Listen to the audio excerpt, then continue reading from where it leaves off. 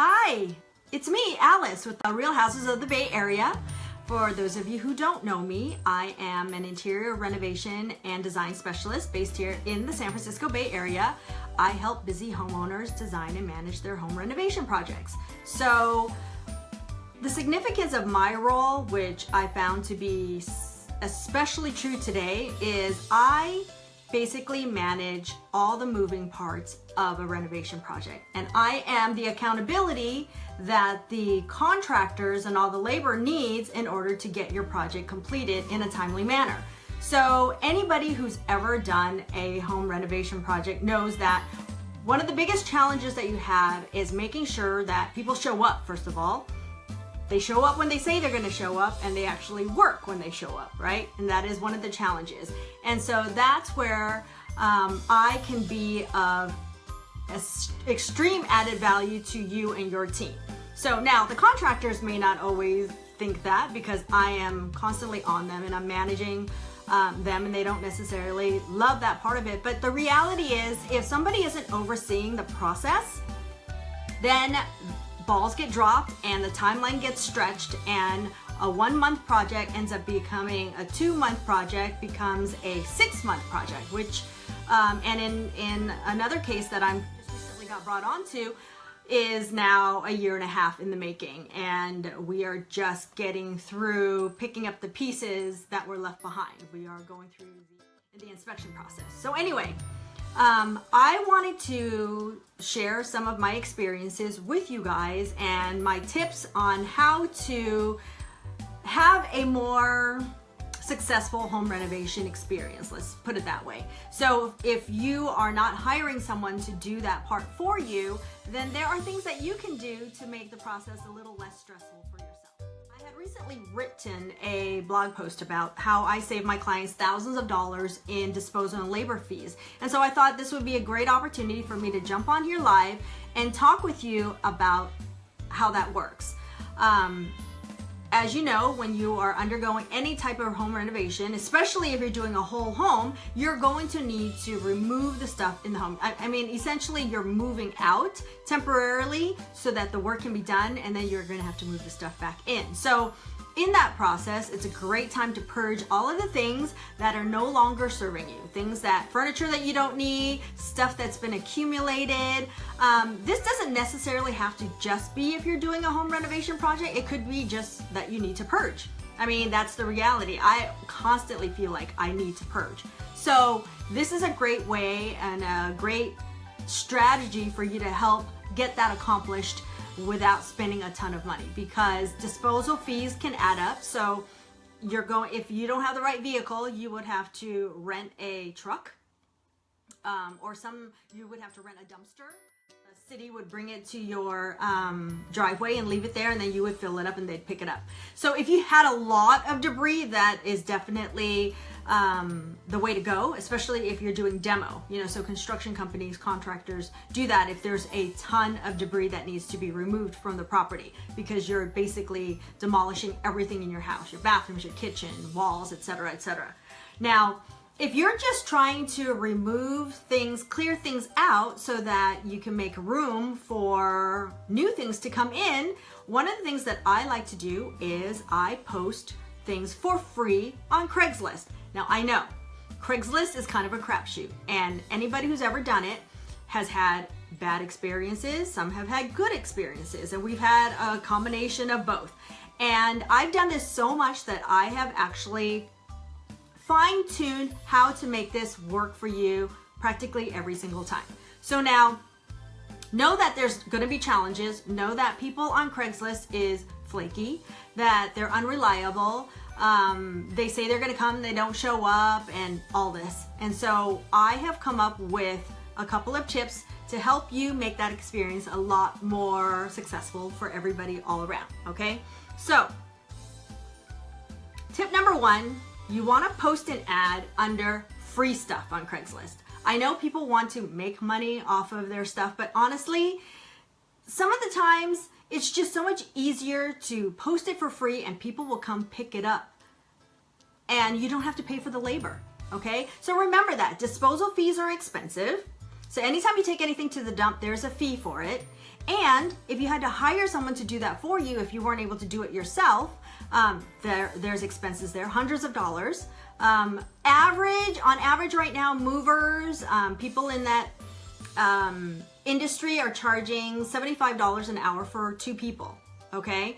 And there's usually a minimum, 2 or 3 hours. So at minimum, you're looking at $150 to maybe $225 for hiring labor to take care of it. Now, sometimes it requires it, okay? We recently had a run where we got rid of stuff for free, and then we needed to hire people and pay them to come pick things up. And it's worth it. It's worth every penny, because honestly, if you don't have the resources to do it yourself, if you're not capable of doing it yourself physically, it's just easier to do that.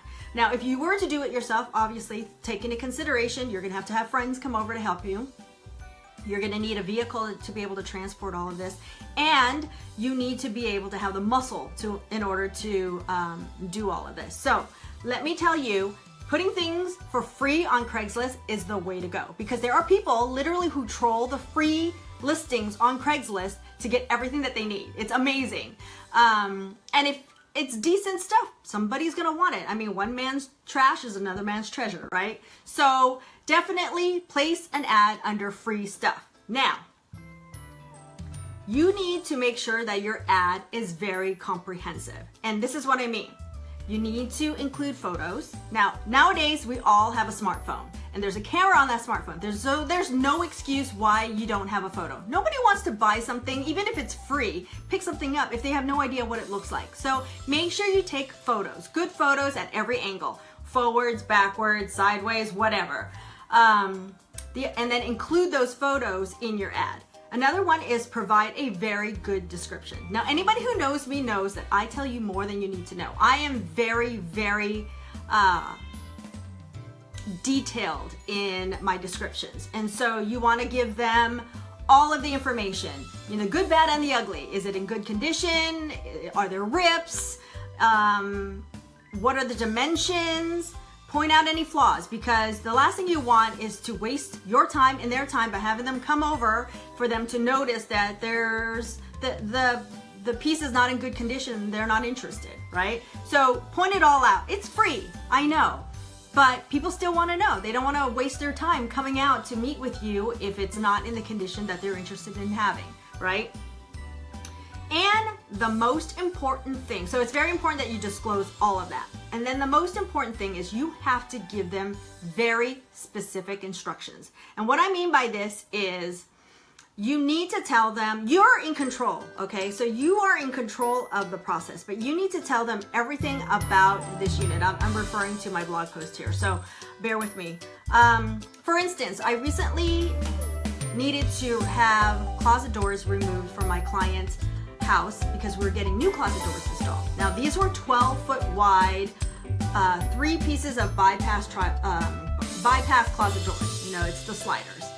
Now, the company that was going to install the new ones would have disposed of it for us, but was charging us a few $100s, which personally, I was like, I don't need you to do that. I can do it for free, okay? It's an added value service that I'm offering to my clients. So I posted an ad, but I'm very, very specific. So I show them a photo. I tell them that it's in perfectly good working condition. I tell them what the frame color was. It's in a brass finish. It's a triple bypass doors with the tracks. And I tell them why I'm selling it, because people want to know for some reason. I said, we're remodeling and we're upgrading to something else. We no longer need it. It's in perfectly good condition for somebody who does, right? And I tell them what the dimensions are. And then I say it's first come, first serve. Pick up today, Wednesday, this was July 12th, it was in North Fremont, okay? And I don't know about you, but it really bugs me when people write me an email or a text and ask, is this still available? Well, so I try and combat that by saying, if the ad is still up, it's still available, okay? So don't ask. If it's there, that means it's available. If you're interested, let's talk. But don't ask me if it's available, because that annoys me. So anyway, I also let them know that this was located on the 2nd floor of a house, and there is a curved staircase, and they need to come with tools and be able to move it downstairs, so they need to bring a friend to help them. Now, here's the caveat. You need to bring a friend who is capable of assisting you with moving the stuff downstairs, okay? So let's just say it's a husband and wife. So the reason I'm pointing this out is because I had some friends who were also giving away something for free, but it was very heavy, and a husband and wife came, and unfortunately the wife was not strong enough to assist the husband in bringing these items downstairs, and then the homeowner ended up having to help them. I am very clear that I'm not helping you move it, okay? This is for free.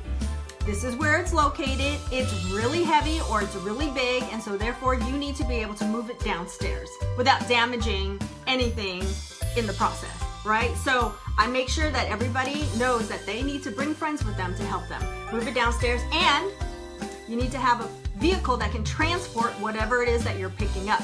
So in this case, because these were 7-foot tall doors, 4-foot wide, and there's 3 of them, you need to have either a van, you need to have a moving truck, or you need an open bed pickup truck, right?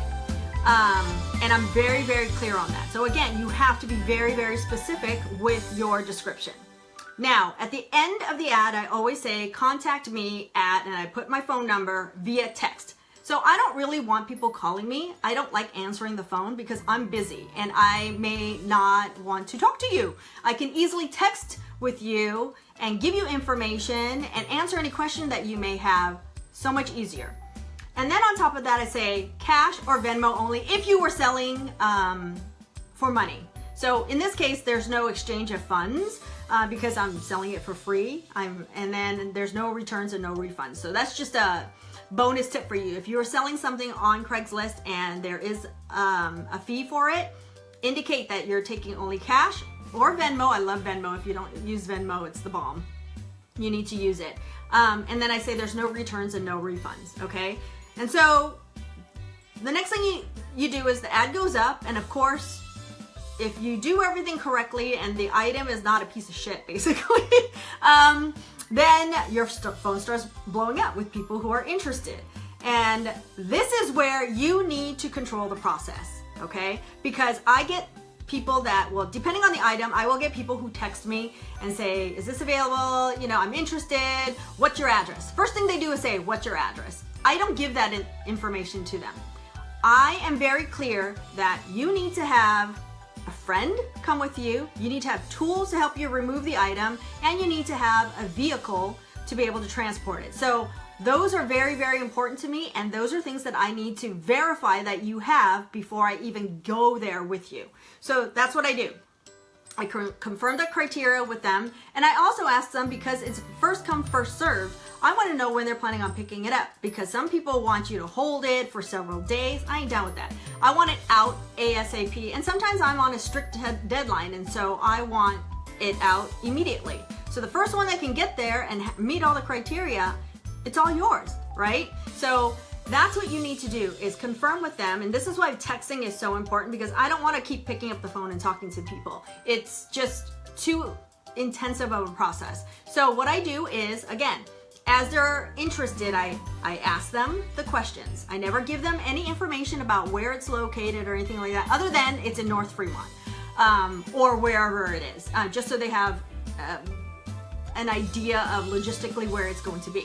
So if they say they're interested, I tell them kind of where it's located. When are you planning to pick it up is what I ask. And also confirming if they're going to pick it up at that time, do you have a friend to help you move it?